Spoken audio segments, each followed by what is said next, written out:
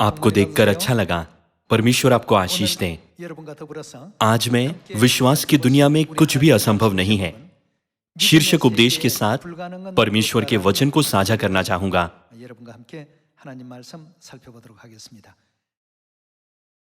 जब भी हम बाइबल का अध्ययन करते हैं तो बाइबल में कई पात्र हैं।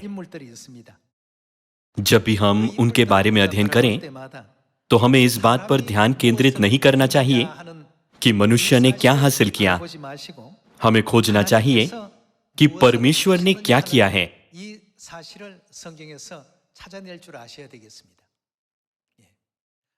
परमेश्वर ने जो किया है वो मनुष्य द्वारा किए गए कार्यों से कहीं अधिक महत्वपूर्ण है ना? बाइबल में अब्राहम और नूह जैसे कई लोगों का इतिहास दर्ज है। हम उनसे बहुत कुछ सीख सकते हैं, लेकिन हमें उन पर ध्यान केंद्रित नहीं करना चाहिए। हमें इस बात पर ध्यान देना चाहिए कि परमेश्वर ने कैसे प्रत्येक युग में मानव जाति का नेतृत्व उद्धार में किया है। तब हम आज के उपदेश के शीर्षक की पुष्टि कर सकते हैं कि विश्वास की दुनिया में कुछ भी असंभव नहीं है। यहोशू ने क्या किया, मूसा ने क्या किया। बेशक यहोशू का कार्य, मूसा का कार्य और गिदोन का कार्य सभी महत्वपूर्ण है, लेकिन प्रत्येक युग में परमेश्वर ने जो किया वो मनुष्य द्वारा किए गए कार्यों से अधिक महत्वपूर्ण है। उन घटनाओं के द्वारा परमेश्वर ने मानव जाति की अगुवाई उद्धार में कैसे की। उन्होंने मानव जाति को कैसे दंडित किया जो भटक रहे थे। उन्होंने सही मार्ग पर कैसे उनकी अगुवाई की। यदि हम परमेश्वर ने जो किया है उस पर ध्यान केंद्रित करते हुए बाइबल पढ़ें तो हम महसूस कर सकते हैं कि विश्वास की दुनिया में कुछ भी असंभव नहीं है। बहुत से लोग अक्सर परमेश्वर के बजाय मनुष्य पर ध्यान केंद्रित करते हैं। लोग प्रेरित पौलुस, पतरस और यूहन्ना के बारे में बात करते हैं। उनके कार्य बाइबल में लिखे हैं, लेकिन हमें इस बात पर ध्यान केंद्रित नहीं करना चाहिए कि मनुष्य ने क्या किया है। हमें इस बात पर ध्यान देना चाहिए कि प्रत्येक युग में परमेश्वर ने हमारे उद्धार के लिए क्या किया है। जब हम ऐसा करते हैं तो हम विश्वास में दृढ़ हो सकते हैं। आज आइए हम विश्वास की दुनिया में कुछ भी असंभव नहीं है शीर्षक उपदेश के साथ परमेश्वर का वचन साझा करें। आइए हम रोमियो की पुस्तक अध्याय 14 वचन 23 देखें। रोमियो अध्याय 14 आयत 23 में यह कहता है, परंतु जो संदेह करके खाता है वो दंड के योग्य ठहर चुका, क्योंकि वो विश्वास से नहीं खाता, और जो कुछ विश्वास से नहीं वो क्या है, वो पाप है। सभी लोगों, हमें अपने हर काम में विश्वास की आवश्यकता होती है। जब हमारे केंद्र में मनुष्य होता है तो हम कभी भी परमेश्वर पर विश्वास नहीं कर सकते। जब परमेश्वर हमारे विश्वास के केंद्र बन जाते हैं तो हम ऐसी दुनिया का अनुभव कर सकते हैं जहां कुछ भी असंभव नहीं है ना? हमें इस बात पर ध्यान देना चाहिए कि परमेश्वर ने क्या किया है, न कि मनुष्य ने क्या किया है। मुझे आशा है कि हम आज इस मामले के बारे में सीख सकते हैं। आइए हम लूका की पुस्तक अध्याय 17 वचन 17 देखें। लूका अध्याय 17 आयत 17 में यह कहा गया है, इस पर यीशु ने कहा, क्या 10 शुद्ध न हुए तो फिर वो 9 कहाँ हैं? क्या इस परदेशी को छोड़ कोई और न निकला जो परमेश्वर की बड़ाई करता? तब उसने उनसे कहा, उठकर चला जा, तेरे विश्वास ने तुझे चंगा किया है। बाइबल के एक अन्य संस्करण में यहां एक फुटनोट है जो कहता है, तेरे विश्वास ने तुझे बचाया है। यीशु ने कहा, तेरे विश्वास ने तुझे बचाया है। आइए हम मरकुस की पुस्तक अध्याय 9 पर जाएं। मरकुस की पुस्तक अध्याय 9 आयत 23 में कहा गया है, यीशु ने उससे कहा, यदि तू कर सकता है। ये क्या बात है? किसके लिए? विश्वास करने वाले के लिए सब कुछ हो सकता है, यानी उसके लिए जिसके पास विश्वास है। हमें यह सोचकर बाइबल नहीं पढ़ना चाहिए कि मनुष्य ने क्या किया। इसके बजाय हमें उस पर ध्यान देना चाहिए जो अधिक महत्वपूर्ण है। परमेश्वर ने प्रत्येक युग में मानव जाति के लिए क्या किया। यदि तू कर सकता है, ये क्या बात है। विश्वास करने वाले के लिए सब कुछ संभव है। ये किसने कहा? परमेश्वर ने ये कहा। जब हमारे पास विश्वास नहीं होता तो हमारे आसपास की सभी परिस्थितियां और चीजें असंभव हो जाती हैं।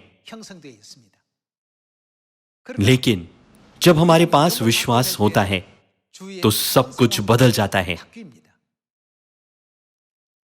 परमेश्वर ने प्रत्येक युग में अपना कार्य कैसे किया है, ध्यान से सोचिए। विश्वास करने वालों के लिए कुछ भी असंभव नहीं है। इसे इस तरह से किसने बनाया है? परमेश्वर ने पहले ही इसे इस तरह बनाया है। चूंकि हम इस त्रिआयामी दुनिया में अभ्यस्त हैं, इसीलिए हम इस दुनिया में अपने स्वयं के विचारों और इंद्रियों पर निर्भर हैं।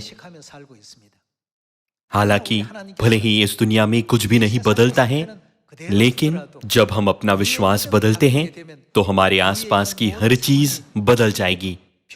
परमेश्वर ने इसे इस तरह से बनाया है। परमेश्वर 2000 साल पहले पृथ्वी पर आए और उस युग के लोगों को ये एहसास दिलाया कि विश्वास करने वालों के लिए कुछ भी असंभव नहीं है। तब क्या ये केवल उन लोगों पर लागू होता है जो 2000 साल पहले रहते थे? नहीं, इस युग में भी विश्वास करने वालों के लिए कुछ भी असंभव नहीं है। परमेश्वर ने इसे पहले ही से इस तरह बनाया है। आइए हम अध्याय 9 आयत 24 के साथ जारी रखें। बालक के पिता ने तुरंत गिड़गिड़ाकर कहा, हे प्रभु, मैं विश्वास करता हूं, मेरे अविश्वास का उपाय कर। आयत 25। जब यीशु ने देखा कि लोग दौड़कर भीड़ लगा रहे हैं तो उसने अशुद्ध आत्मा को यह कहकर डांटा, हे गूंगी और बहरी आत्मा, मैं तुझे आज्ञा देता हूं, उसमें से निकल आ और उसमें फिर कभी प्रवेश न करना। तब वो चिल्लाकर और उसे बहुत मरोड़कर निकल आई और बालक मरा हुआ सा हो गया। यहां तक कि बहुत लोग कहने लगे कि वो मर गया। परंतु यीशु ने उसका हाथ पकड़ के उसको उठाया और वो खड़ा हो गया। जब वो घर में आया तो उसके चेलों ने एकांत में उससे पूछा, हम उसे क्यों न निकाल सके? उसने उनसे कहा, यह जाति बिना प्रार्थना किसी और उपाय से नहीं निकल सकती। हमें परमेश्वर पर दृढ़ विश्वास के साथ ईमानदारी से परमेश्वर से प्रार्थना करनी चाहिए। ऐसा करने से हम मसीह की प्रतिज्ञा प्राप्त कर सकते हैं। विश्वास करने वालों के लिए कुछ भी असंभव नहीं है। परमेश्वर ने कहा, यदि तू कर सकता है, ये क्या बात है। विश्वास करने वाले के लिए सब कुछ संभव है। आज मुझे आशा है कि हम परमेश्वर के इन वचनों को अपने हृदयों में गहराई से उत्कीर्ण करेंगे। आइए हम लूका की पुस्तक अध्याय 18 देखें। लूका अध्याय 18 आयत 25 में कहा गया है, परमेश्वर के राज्य में धनवान के प्रवेश करने से ऊंट का सुई के नाके में से निकल जाना सहज है। इस पर सुनने वालों ने कहा, तो फिर किसका उद्धार हो सकता है? उसने कहा, जो मनुष्यों से नहीं हो सकता वो किससे हो सकता है? परमेश्वर से हो सकता है। मनुष्यों के साथ बहुत सी चीजें असंभव हैं। मनुष्य इस दुनिया को अपनी इच्छाओं के अनुसार नहीं बदल सकता। किसी के पास अपनी स्थिति को अधिक अनुकूल स्थिति में बदलने की शक्ति नहीं है। लेकिन परमेश्वर, जिन्होंने त्रिआयामी दुनिया, 4 आयामी दुनिया और 5 आयामी दुनिया बनाई, सब कुछ नियंत्रित करते हैं। इस प्रकार बाइबल हमें सिखाती है कि जो मनुष्यों के लिए असंभव है वो परमेश्वर के लिए संभव है। इसीलिए हमें अपने सभी भय और चिंताओं को दूर फेंकना चाहिए। यदि परमेश्वर हमसे कुछ कहते हैं तो हमें सियोन की संतानों के रूप में क्या करना चाहिए? हमें उन पर विश्वास करना चाहिए। और उनके मार्ग पर चलना चाहिए। यदि हम केवल उसी पर ध्यान देते हैं जो हम देखते हैं, तो हम ये सोचकर डर जाएंगे, क्या यरीहो जैसा विशाल नगर गिर सकता है? जौ की केवल 5 रोटियों और 2 मछलियों से 5,000 लोगों को कैसे खिलाया जा सकता है? मनुष्य यही सोचता है। लेकिन परमेश्वर ने क्या किया? परमेश्वर ने जौ की 5 रोटियों और 2 मछलियों से 5,000 लोगों को खिलाया और बचे हुओं को 12 टोकरियों में इकट्ठा किया।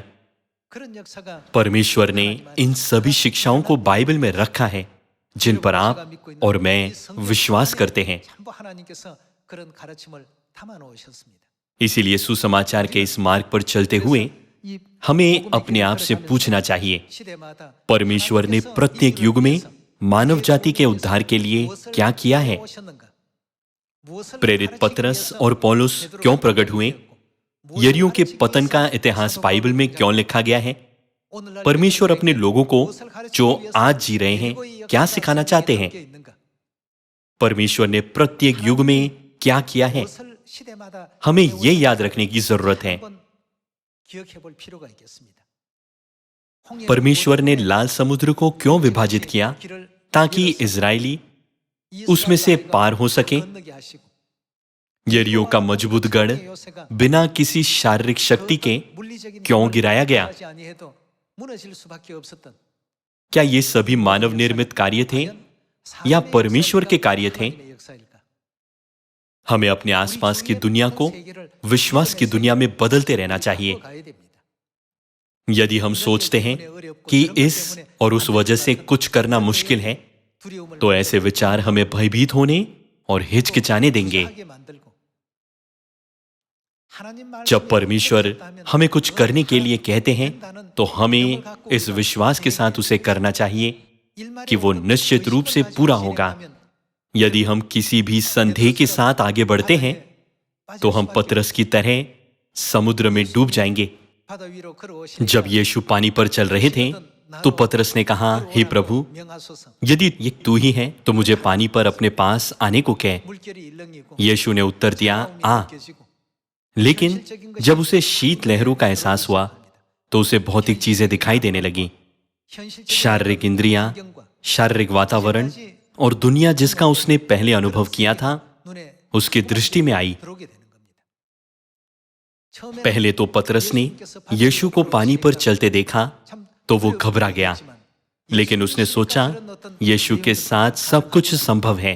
पतरस ने उनको उत्तर दिया, हे प्रभु, यदि तू ही है तो मुझे अपने पास पानी पर चलकर आने की आज्ञा दे। यीशु ने कहा, आ, और पतरस के लिए पानी पर चलने के लिए सब कुछ संभव किया। लेकिन जब पतरस ने अपने पैरों की उंगलियों पर ठंडी लहरों को महसूस किया, तो वो भौतिक दुनिया पर अधिक ध्यान देने लगा। एक बार जब उसने भौतिक दुनिया देखी, तो विश्वास की दुनिया का क्या हुआ? वो ढह गई। भले ही यीशु ने हर चीज को संभव बनाया था, लेकिन पतरस का विश्वासहीन और संदेहास्पद हृदय भौतिक दुनिया के साथ जुड़ गया था और वो पानी में डूब गया। पतरस चिल्लाया, हे प्रभु, कृपया मुझे बचा। यीशु ने क्या दोष दिया? यीशु ने कहा, हे अल्प विश्वासी, तूने क्यों संदेह किया? यदि हम संदेह करते हैं तो विश्वास की दुनिया ढह जाएगी। परमेश्वर ने जो अच्छी परिस्थितियां बनाई हैं, वे सभी सक्रिय हो सकती हैं जब वे विश्वास की दुनिया के साथ हो। हमें यह समझना चाहिए कि विश्वास की दुनिया में कुछ भी असंभव नहीं है, लेकिन विश्वास रहित दुनिया में सब कुछ एक बाधा बन जाता है और ये हमारे हृदयों को चिंतित करता है। आखिरकार ये अच्छे परिणामों के बजाय प्रतिकूल परिणाम लाता है। हम बाइबल में पूर्वजों के इतिहास के द्वारा इसकी पुष्टि कर सकते हैं। आइए हम गिदोन के इतिहास पर एक नजर डालें। आइए हम न्यायों अध्याय 7 आयत 1 पर जाएं। आइए हम पुराने नियम में न्यायों की पुस्तक अध्याय 7 वचन 1 देखें। तब गिदोन, जो यरूबाबेल भी कहलाता है, और सब लोग जो उसके संग थे सवेरे उठे और हरोद नामक सोते के पास अपने डेरे खड़े किए, और मिधानियों की छावनी उनके उत्तरी और मोरे नामक पहाड़ी के पास तराई में पड़ी थी। तब यहोवा ने गिदोन से कहा, जो लोग तेरे संग हैं वे इतने हैं कि मैं मिधानियों को उनके हाथ नहीं कर सकता, नहीं तो इजरायली ये कहकर मेरे विरुद्ध अपनी बड़ाई मारने लगेंगे कि हम अपने ही भुजबल के द्वारा बचे हैं। इसीलिए तू जाकर लोगों में यह प्रचार करके सुना दे, जो कोई डर के मारे थरथराता हो वो गिलाद पहाड़ से लौटकर चला जाए। क्या भय की भावना विश्वास की कमी से नहीं आती? चूंकि वे विश्वास की दुनिया में नहीं थे, इसीलिए वे विश्वास नहीं कर सके कि सर्वशक्तिमान परमेश्वर उनकी मदद कर रहे हैं। इसके अलावा जब उन्होंने अपने शत्रुओं को देखा तो उनके शत्रुओं के पास अधिक हथियार और अधिक सैनिक थे। उनके दुश्मन बहुत अधिक शक्तिशाली लग रहे थे। इस प्रकार वे डर से कांपने लगे। उस समय परमेश्वर ने उन सभी को जो भय से कांपते थे, अर्थात जिन्हें विश्वास नहीं था, जाने के लिए कहा। हमारे विश्वास के जीवन में भी ऐसा ही है।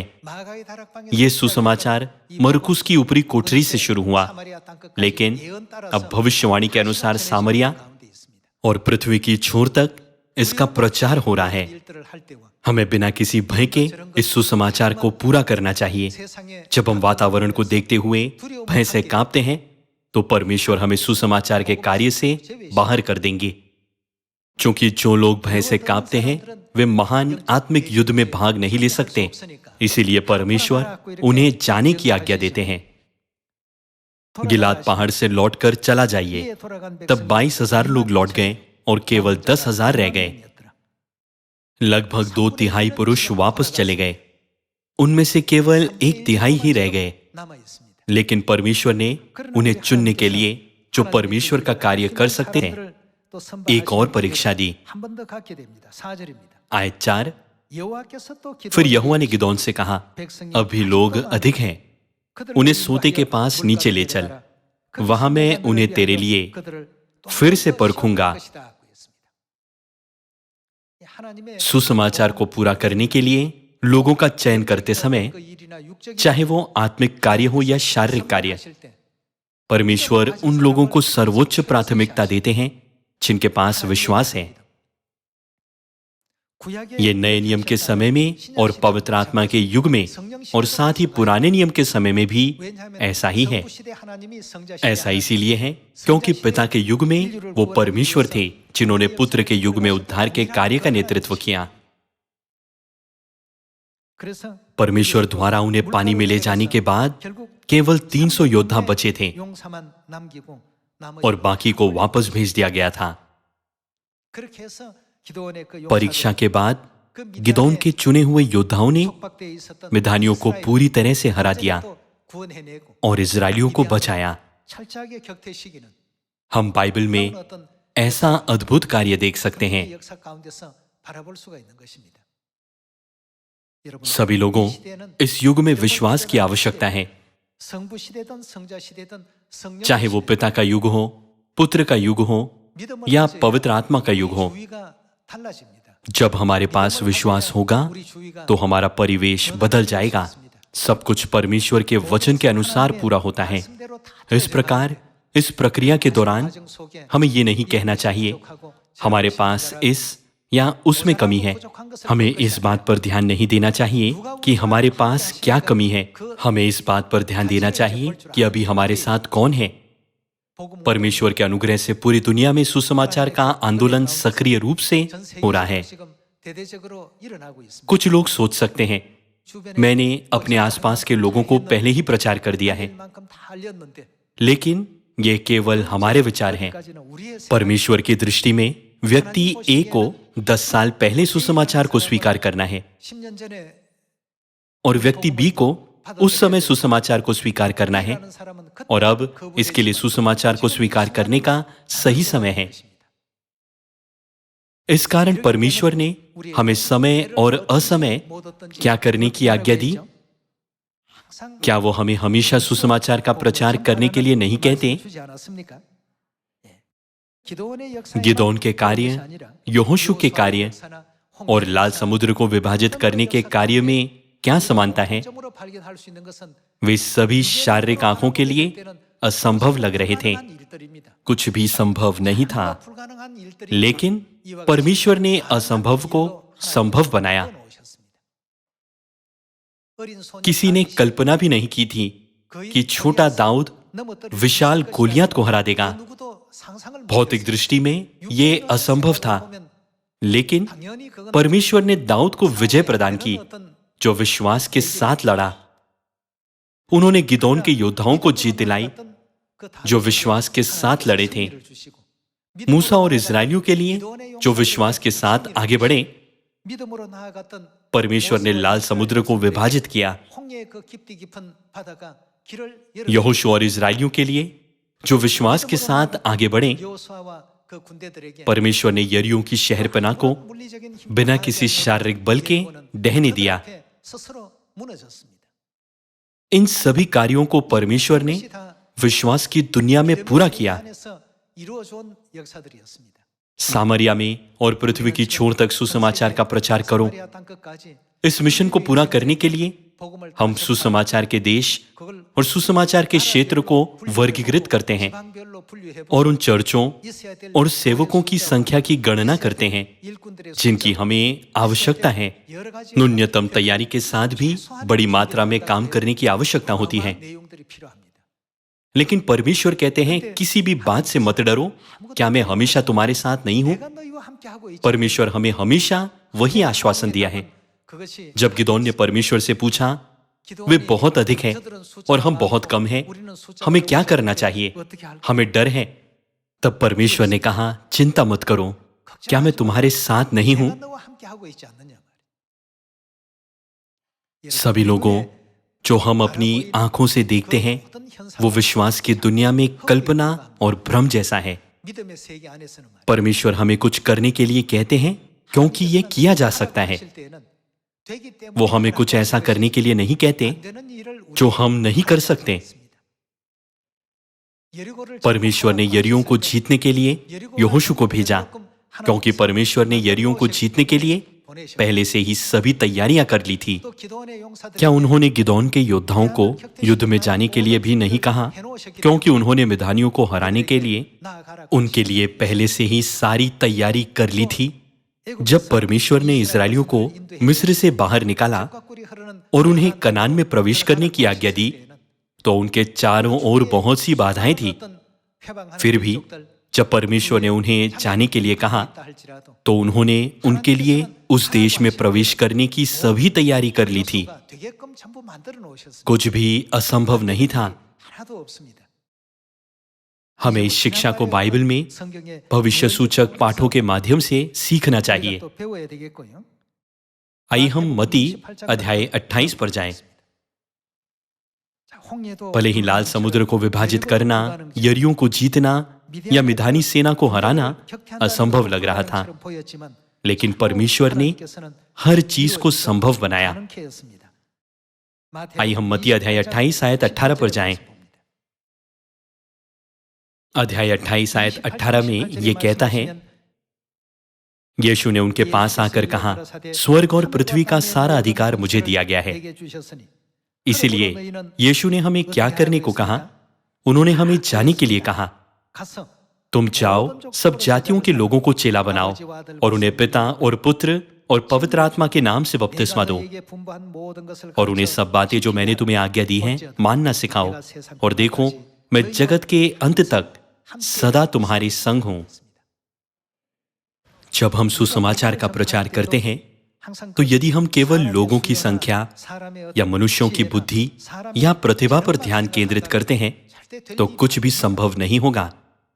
दूसरी ओर सब कुछ तब संभव होगा जब हम हमेशा परमेश्वर पर ध्यान केंद्रित करते हैं और इस बात पर ध्यान देते हैं कि परमेश्वर ने पिता के युग में क्या किया, परमेश्वर ने पुत्र के युग में क्या किया और पवित्र आत्मा के युग में परमेश्वर क्या कर रहे हैं। जो हमें सामर्थ्य देता है, उसमें हम क्या कर सकते हैं? हम सब कुछ कर सकते हैं। परमेश्वर हमारे लिए सब कुछ संभव बनाते हैं। हालांकि क्या है जो असंभव बनाता है? वो क्या है? वो हमारी आंखें हैं, जो इस भौतिक दुनिया पर केंद्रित हैं और परमेश्वर की प्रतिज्ञाओं के बारे में हमारा संदेह है। ये हमारे अंदर बाधाएं पैदा कर रहे हैं और संभव को असंभव में बदल रहे हैं। सभी लोगों, हमें इन सभी बाधाओं को निकालना चाहिए। परमेश्वर हमें क्या करने के लिए कहते हैं? इसीलिए तुम जाओ, सब जातियों के लोगों को चेला बनाओ और उन्हें पिता और पुत्र और पवित्र आत्मा के नाम से बपतिस्मा दो और उन्हें सब बातें जो मैंने तुम्हें आज्ञा दी हैं मानना सिखाओ। यदि हमें संदेह है तो हम पतरस की तरह समुद्र में डूब जाएंगे। यदि हम विश्वास करें तो हम गिदोन और यहोशू की तरह विजयी होंगे। परमेश्वर हमारे लिए वैसे ही मार्ग बनाएंगे जैसे उन्होंने मूसा के लिए किया था। यदि किसी के भी लाठी उठाने पर लाल समुद्र विभाजित होता तो कुछ लोग सोच सकते हैं ये एक बहुत ही सामान्य बात है। ये तब भी हो सकता है जब हम परमेश्वर पर विश्वास न करें। लेकिन जब परमेश्वर ने कहा पानी विभाजित करने के लिए अपनी लाठी उठाओ, तो ये अविश्वसनीय है। हालांकि असंभव को संभव किसने किया? ये सभी कार्य परमेश्वर के कारण संभव हुए हैं। जब हम इन सभी कार्यों के बारे में सोचते हैं तो आइए हम यशायाह की पुस्तक में लिखे गए वचनों को याद करें। मत डर, क्योंकि मैं तेरे साथ हूं। निराश न हो, क्या मैं तेरा परमेश्वर नहीं हूं? आइए हम परमेश्वर के वचन की उपेक्षा न करें, जो हमें हमेशा आश्वासन देते हैं, या हमारे आसपास के लोगों पर ध्यान केंद्रित न करें। हमें यह सोचकर सुसमाचार का प्रचार करने में संकोच नहीं करना चाहिए वो एक डरावना व्यक्ति की तरह दिखता है, वो बहुत बूढ़ा है, उसका पद मुझसे बड़ा है, वो मुझसे श्रेष्ठ है। इसके बजाय हमें सभी लोगों को सुसमाचार का प्रचार करना चाहिए, क्योंकि परम प्रधान परमेश्वर ने हमें आज्ञा दी है। तो यदि हम लगन से सुसमाचार का प्रचार करें तो वे निश्चित रूप से पश्चाताप करेंगे। क्या आपको लगता है कि योना के पास 1,20,000 लोगों की अगुवाई पश्चाताप में करने की शक्ति थी? योना ने केवल वही प्रचार किया जो परमेश्वर ने उसे कहने की आज्ञा दी थी। जब योना ने उन्हें प्रचार किया तो क्या हुआ? उन सभी ने पश्चाताप किया। उसने परमेश्वर के वचन का प्रचार करने में कोई विशेष तकनीक नहीं लगाई। उसने केवल वही किया जो परमेश्वर ने उसे कहने की आज्ञा दी थी। लेकिन वहां पश्चाताप का कार्य हुआ। इस प्रकार सभी मानव जाति के बीच पश्चाताप का महान कार्य होने के लिए हमें परमेश्वर के वचन का प्रचार करना चाहिए। इस बारे में सोचने के बजाय कि किसने कितना किया है, आइए हम इस बात पर ध्यान दें कि परमेश्वर इस युग में मानव जाति के लिए किस तरह का कार्य कर रहे हैं। मुझे आशा है कि सियोन के परिवार के सभी सदस्य सुसमाचार के इस सुंदर संकल्प के साथ कि हम इस वर्ष परमेश्वर का स्वागत करेंगे, मेहनत से दौड़ेंगे। इसके द्वारा मैं इस उपदेश को समाप्त करना चाहूंगा। आपका बहुत बहुत धन्यवाद।